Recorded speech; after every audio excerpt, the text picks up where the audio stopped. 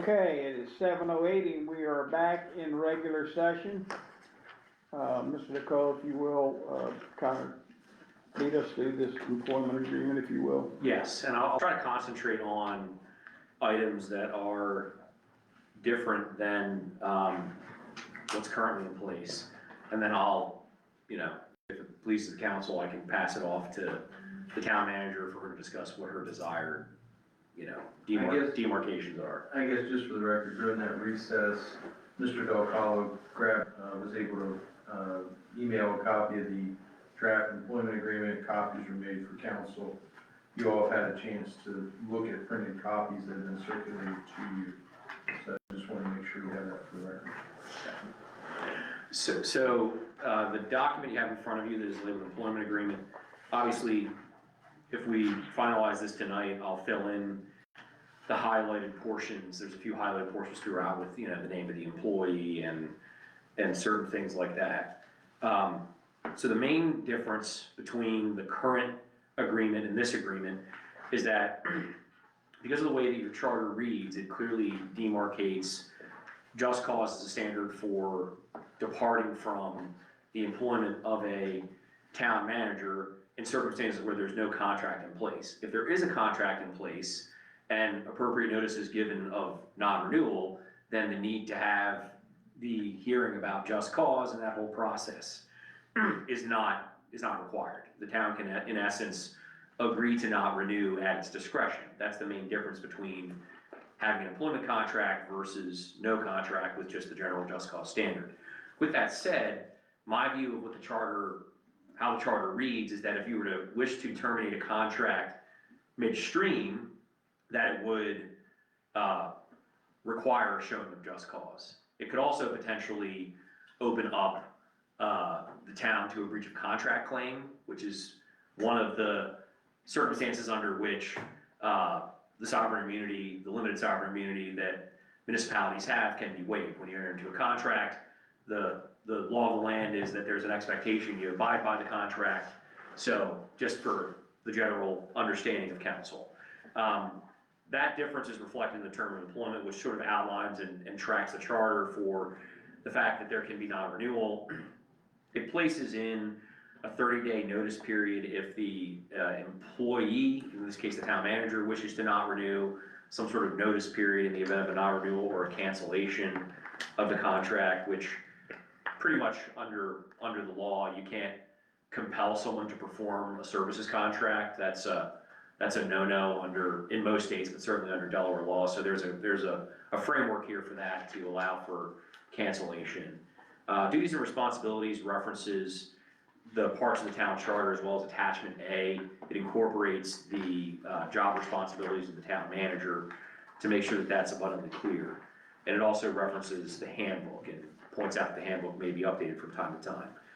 That's section 2. Section 3, which is the best efforts section, outlines the fact that best efforts will be expended to fulfill the functions of town manager, just as a general standard of how the employee will perform her duties. Compensation and benefits, I wasn't aware of what the salary would be set for, so obviously that can be confirmed and discussed, and I can input that. There's a section within the benefits that references the health insurance and whether or not the health insurance will be through the town of Greenwood or if that will be declined. So that's in section 4, subpart D. The other expenses section notes that if there are other necessary expenses incurred in performance of duties, that there'll be reimbursement for those expenses, which is a pretty standard process. Is that with receipts provided? So let's see here. The actual contract just says all necessary expenses.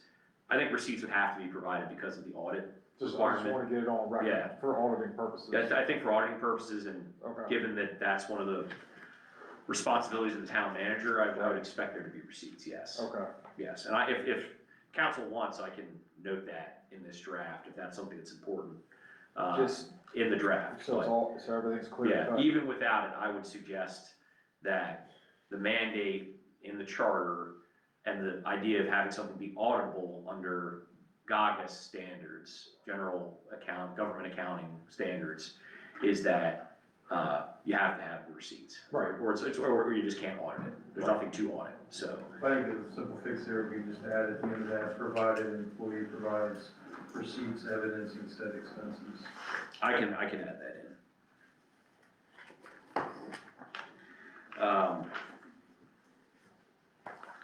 So for clarity of those listening, and again, for your record, I'm gonna add in that language at the end of the short section 5, at the very end of that one sentence that makes up section 5 of the contract. Section 6, other employment, just delineates that the employee is expected to devote their full time and attention to the task, and that there will be no endeavors that conflict or otherwise interfere with the performance of the roles.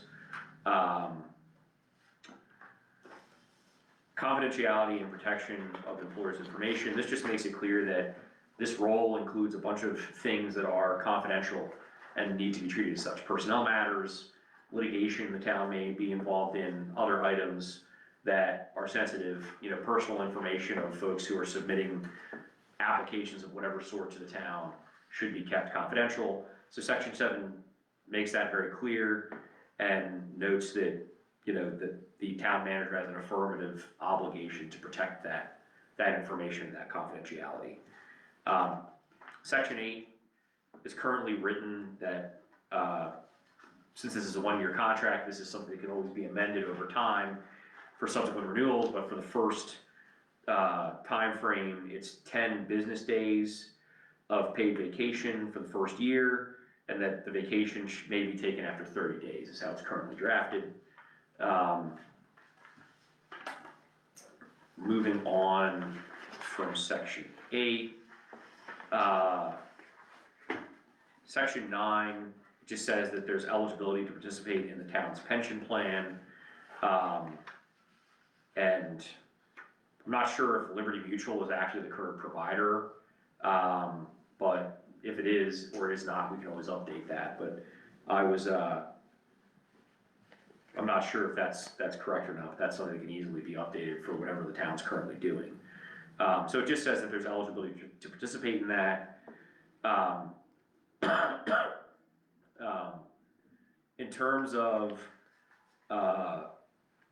the section 10, this just notes that this is the entire agreement, which is sometimes referred to as a zipper clause. The idea that this is the whole thing. So there's no side agreements, no side understandings, no verbal, no notes, nothing like that. This becomes the governing document for her status with the town. It's a lot of words to say that very simple concept, but that's what section 10 is. Section 11 just notes that modifications of the agreement have to be in writing and agreed to by both parties. Severability section addresses the concept that if there's some portion of this agreement that were to become unable to be enforced by operation of law, that the rest of the agreement would remain, and in essence, the section that's not enforceable would be severed. I don't, presently looking at this, know of anything that would fall into that category, but lawyers being that we do things the way we are, always want to plan for a rainy day. So that's why the severability clause is in there. Choice of law and venue notes that there's any disputes about the agreement, that it would be governed by the laws of the state of Delaware, and that any actions about the agreement would be brought in the course of the state of Delaware, which is probably what would happen anyway, because this is an employment contract for a Delaware employee of a Delaware municipality, but this makes it abundantly clear. That's what section 13 is. Section 14 just says that if there's ever a time where one party or the other doesn't aggressively insist on the adherence of any particular term, that the choice to not do so in that moment doesn't mean that it can't then later on be enforced. So for example, if in the busyness of the town something's overlooked and the manager wants to come back and say, well, we should be following this, or the town wants to come back and say, oh, well, we've actually been doing this out of compliance, we want to adhere to the contract, that interaction of overlooking something wouldn't mean that this is thrown out, you're throwing out the contract in some way. This just says that this agreement can be executed in counterparts, that's what section 15 is, so you don't need to like have the one agreement that has the wet signatures on it as the only agreement. You know, you can make copies of it and it can be treated as the official agreement. The representation just says that it's been read in its entirety, there's been an opportunity to consult with legal counsel, and that they're not being compelled to agree. The paragraph headings just points out that the headings are for organizational purposes and not for any sort of like binding purpose. Notices just points out where any notices under the agreement, like for example, a resignation or something like that, should be sent, and it talks about directing it to the mayor in absence of, you know, because it's the town manager who's noticing the town, so that would mean it would go to the mayor. This currently notes Mayor Cessna, but obviously, if, you know, down the line somehow the mayor would change, the fact that it's to the mayor would be the controlling point. I don't even know that that would need to be updated, although we could execute an addendum if needed. So that is the summary, and then attachment A, which is the only attachment to the agreement, is the job description, which is the one that my understanding is has been utilized by the town for quite a few years. So we just felt that it would be wise to loop that in. That's a kind of a common practice amongst employment lawyers to incorporate a reference to the job description, so there's clarity about what expectations are, to the extent that there's not something super granular noted in your charter, which candidly the charter itself isn't necessarily super granular. It delineates the general requirements, obligations, duties, but there are specific things that need to be updated from time to time without necessarily doing a whole charter change, and that's why you have a job description, because the charter does include language about and other duties as the council may so assign. So that is the review, and you know, I'm happy to answer any questions.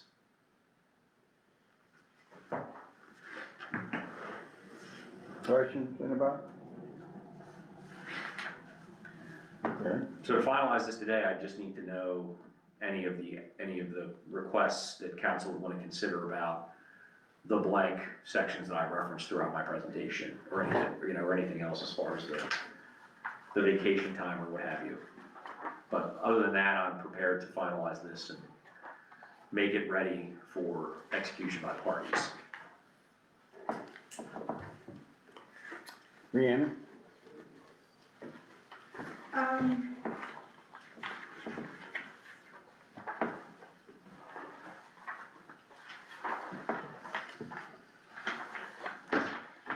I mean, the amount of time that I've requested is actually substantially less than what you are looking at, instituting in the handbook.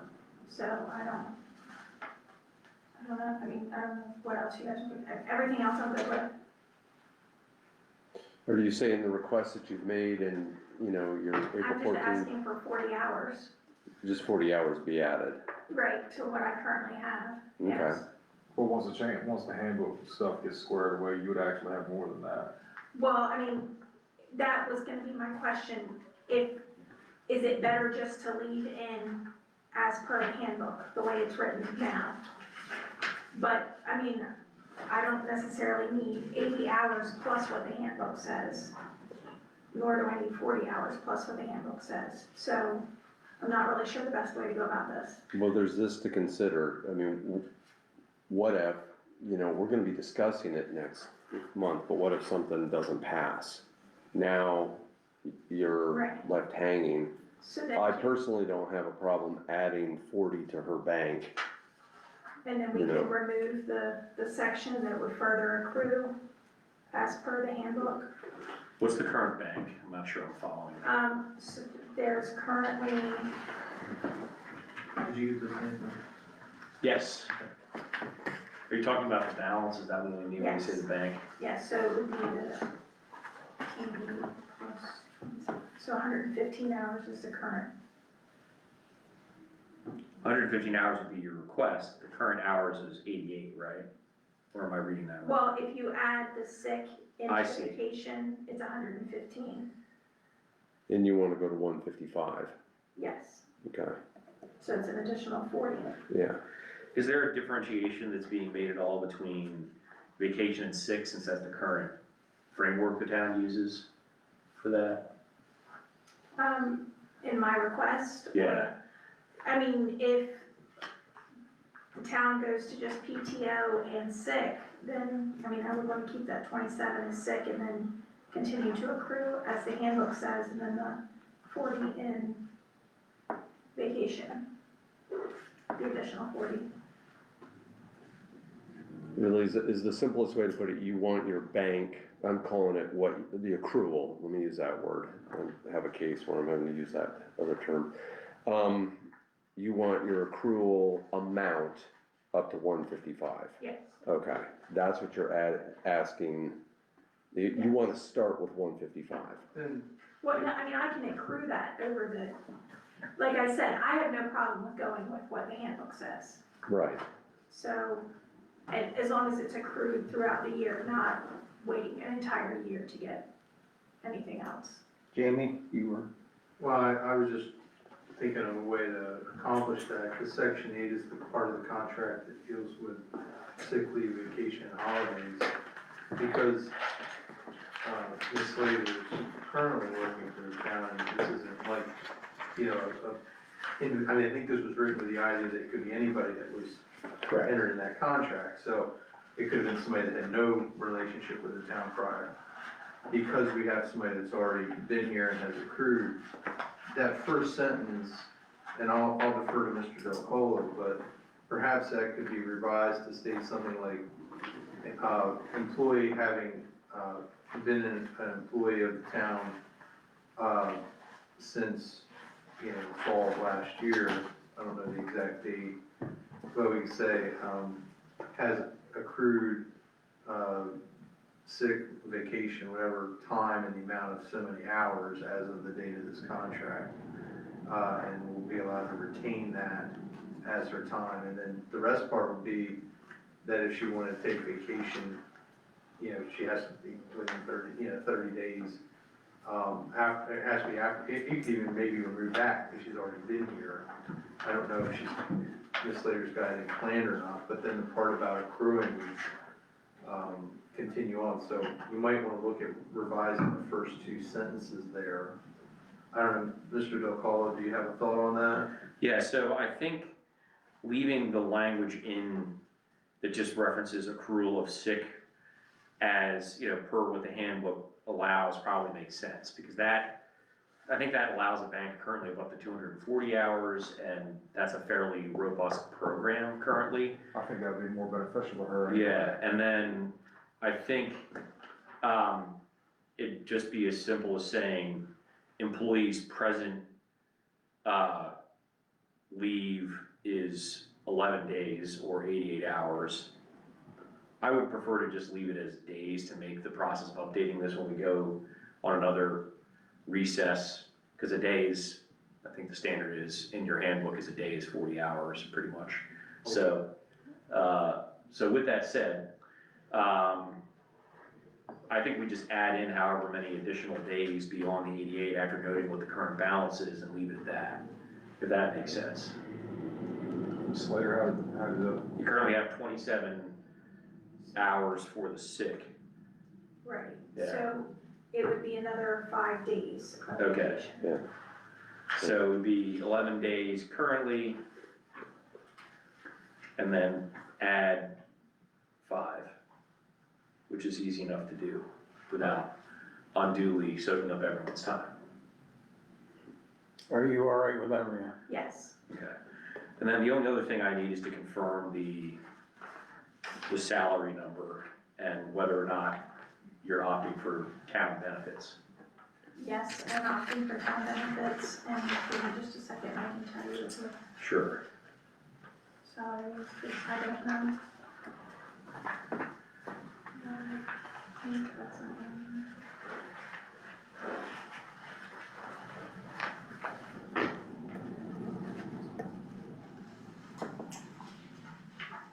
I believe it's 70,720. $70,720? Okay. Okay. Well, did you make notation about her benefits, that her health or whatever she wanted? What was that She question, said sir? she does want help. Yeah, so I made a note of that, Okay. yes. So then what we'll do here, Brianna, you have any other questions? I have some, on page 2, it says, 2 weeks per pay period. We get paid weekly. Section 4, paragraph Oh, yeah. A. Thank you, Carolyn. Thank you for that. I really did, skip right over it. I can update that. Is there anything else? Okay, so I'm assuming that we will accept this with corrections. I would suggest that, Tammy, we make sure that we do this. Why don't you do a motion for it? yeah, that's what I was gonna say, I think a Yeah, motion needs please to be made. do. So, move to accept and to offer to, Ms. Brianna Slater the employment agreement that has been circulated to council with, the following corrections and additions. One would be the start date of the employment would be as of, the date of signature by all parties. The name would be Brianna Slater. That the salary in paragraph 4A would be $70,720 payable weekly. That, the agreement be revised to reflect that Ms. Slater is accepting town benefits. That section 5 be amended at the end to state as provided, employee provides receipts evidencing said expenses. That paragraph 8, section 8, I should say, be revised to reflect, and I did not catch the numbers there, Mr. Del Colo, but, I got it. It would be 11, a current leave bank of 11 days with an additional 5 days. and make sure we don't have any others. Move that agreement be offered to Ms. Slater, and that if accepted, that the town manager, or the town, mayor or the vice mayor be able to sign on behalf of council, for the agreement as, amended, that Mr. Del Colo makes said amendments and circulate that as required. I'll make a motion to accept Mr. Sharp's proposed motion and move forward with it. Second. Okay, I have a motion by Mr. Massey and a second by Mr. Nelson. Are there any questions to the motion? Being none. Mr. Willie, how do you vote? Yes. Mr. Massey, how do you vote? Yes. Mr. Nelson, how do you vote? Yes. And I vote yes. So were you, excuse me, are you already, Anthony, at 7:30? I was gonna say, ladies and gentlemen, I hate to cut out, but I've gotta get to work. I'm glad I could be around to help with that. I wish you all the rest of the evening and happy Memorial Day. Thank you. Thank you, Anthony. You as well. Safe travels, sir. Appreciate it. You all have a great evening. We'll see you later. It's not Memorial Day this weekend, is it? Mm-hmm. Is it Memorial Day this weekend? No, next weekend. Oh, okay. I probably won't see anybody. Oh, all right. I might see you walking dog, that'd be about it.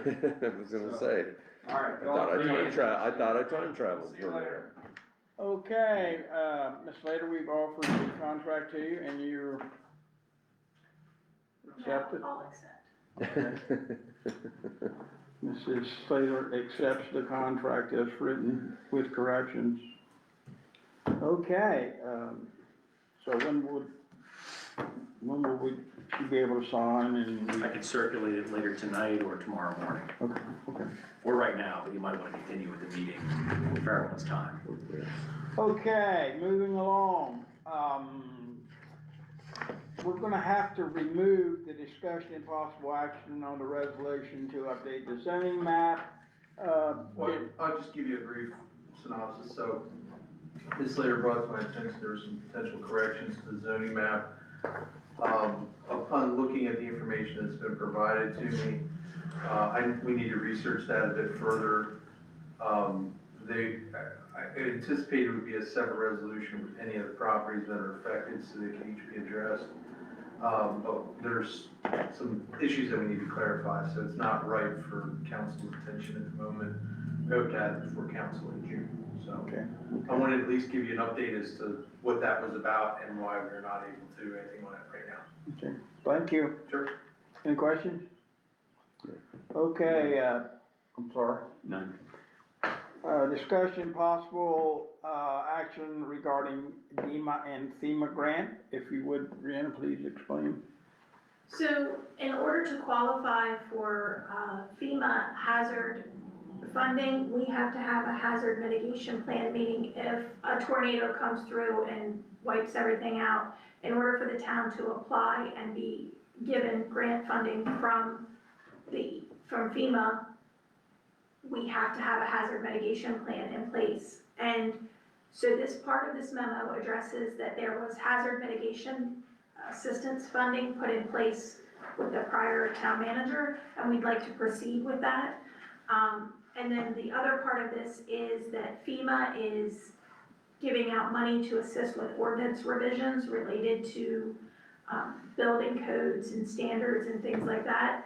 It's a 75-25 match from the town. The 25% match from the town can come from salaries of employees, volunteer hours, and donations. So it would be easy to make up the 25% that's needed, and our ordinances need a definite overhaul. So I think it's worth applying for this grant funding.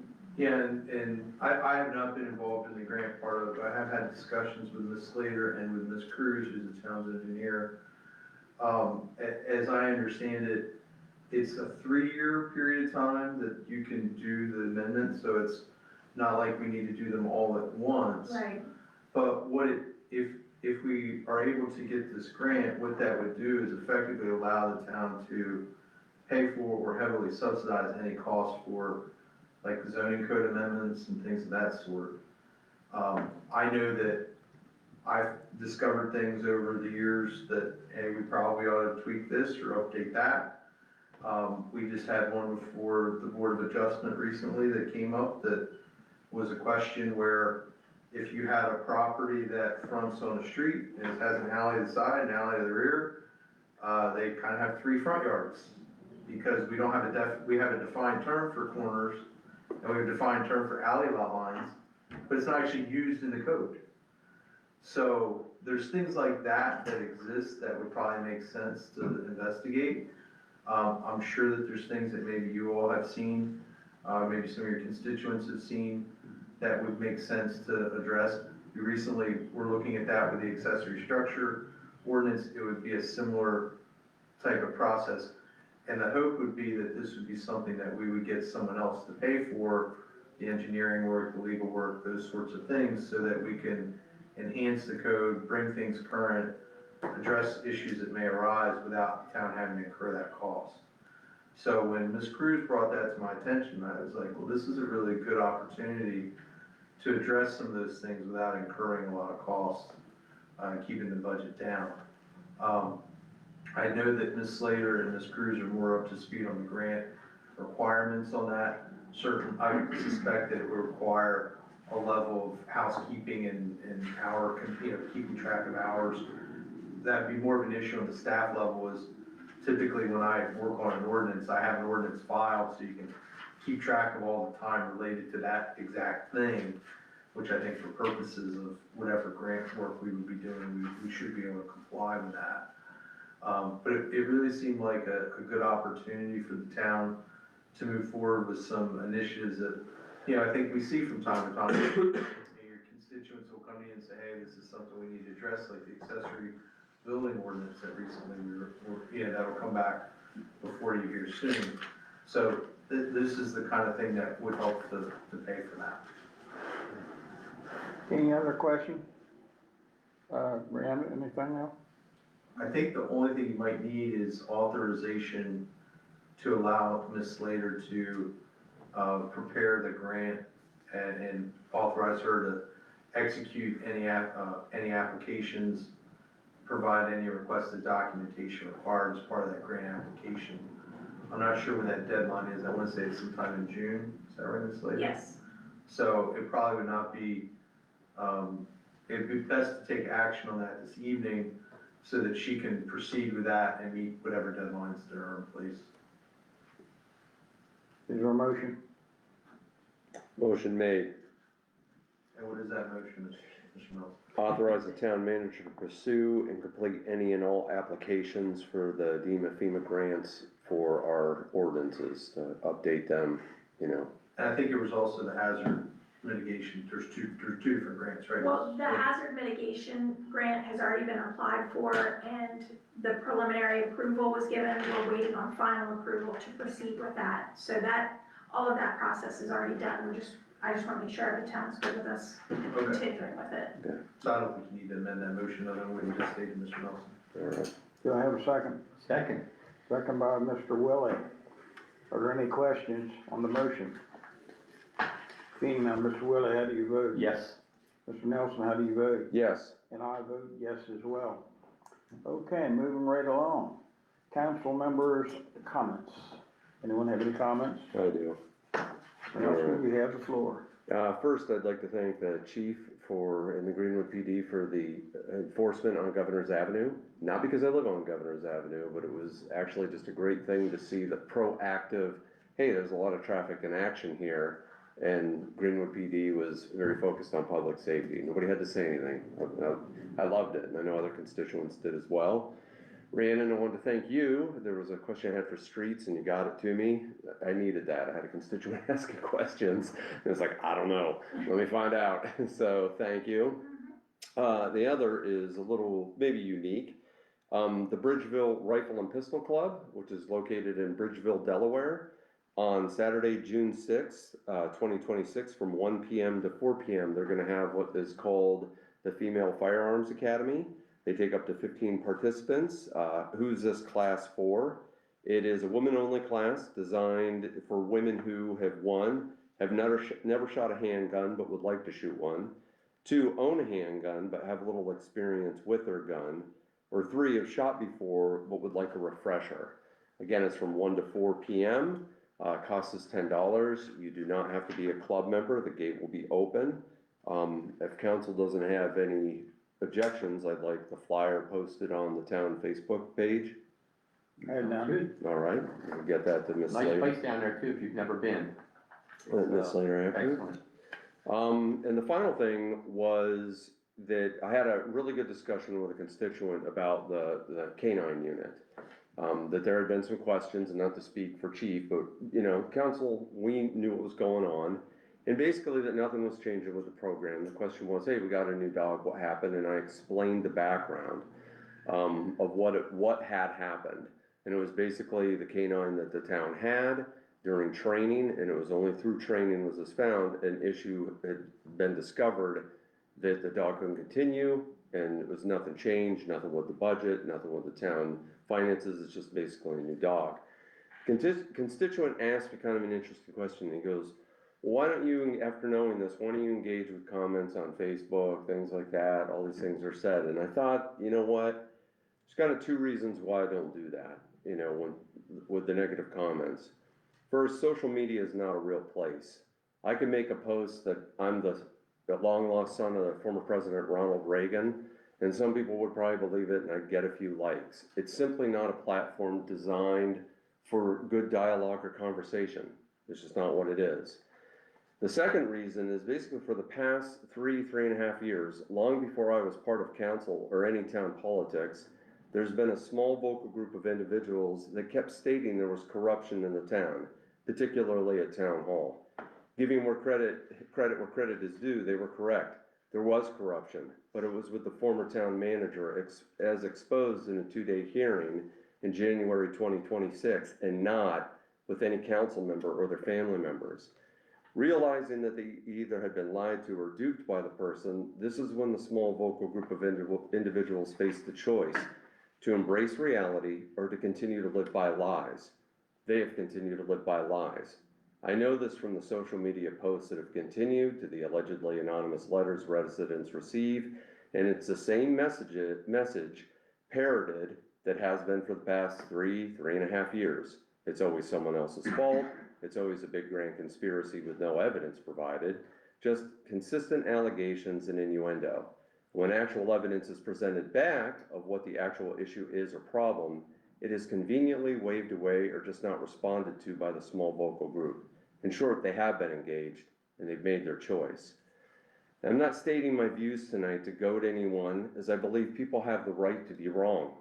Besides, I personally find some of the letters and comments entertaining, as the Dan Nelson written about is much more exciting than the one I've been living with for 50 years.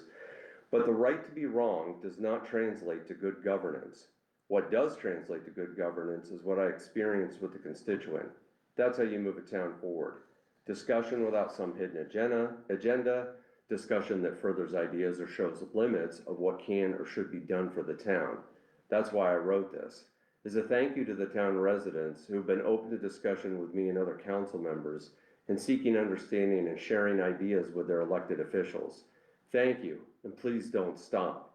Stay engaged, and please consider running for open council seats or other board positions when they're open. The town thrives on these types of constituents. Again, thank you. That's all I have. And following up to what Dan just said, I'd like to just say, like, you know, our elections only come once a year.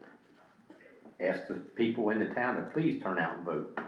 Have your feelings, you know, and what you want. You have your chance to vote. We're still getting small turnouts. We had a little bigger one last year, but there's a lot more people in our town that could come out that want to voice all their opinions, but they don't want to come out and vote or to say it. And our office is open 5 days a week up here. It doesn't have to just be during a town meeting. They can come in and talk with Miss Slater and Carolyn anytime they want. And Chief, he's here.